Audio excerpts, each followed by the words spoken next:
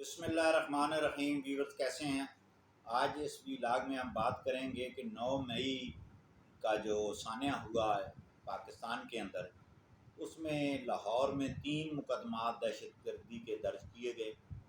اور اس میں آج عدالت نے جو ہے انسداد دہشت گردی کی عدالت نے کیا کارروائی کی ہے۔ تو ویورز جیسے کہ آپ کو معلوم ہے کہ سانحہ 9 مئی جو ہے وہ پی ٹی آئی کے ورکروں نے جس طرح گراؤ جلاؤ کیا اور آرمی تنصیبات پر حملے کیے اور ان کو توڑ پھوڑ کیا،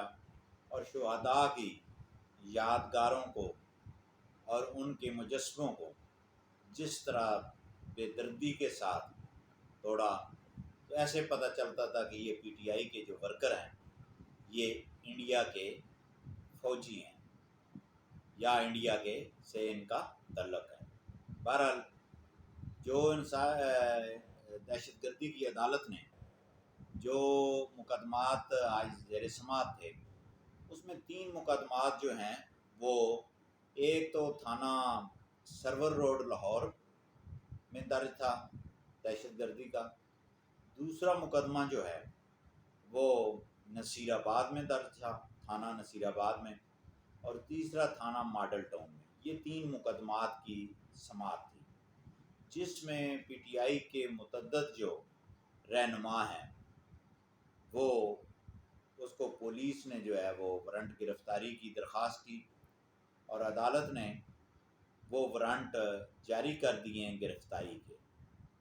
اچھا، یہ جو رہنما ہیں ان کو رہنما تو خیر نہیں کہنا چاہیے، پی ٹی آئی کے افراد کہہ سکتے ہیں، رہنما تو ہوتا ہے راستہ دکھانے والا، تو یہ میرا نہیں خیال کہ انہوں نے کیا راستہ دکھانا ہے۔ اچھا، اس میں سر فہرست جو ہیں وہ فواد چودھری صاحب ہیں، نمبر 2 پہ میاں محمد اسلم، فرق حبیب، اور اس کے بعد علیمہ خان،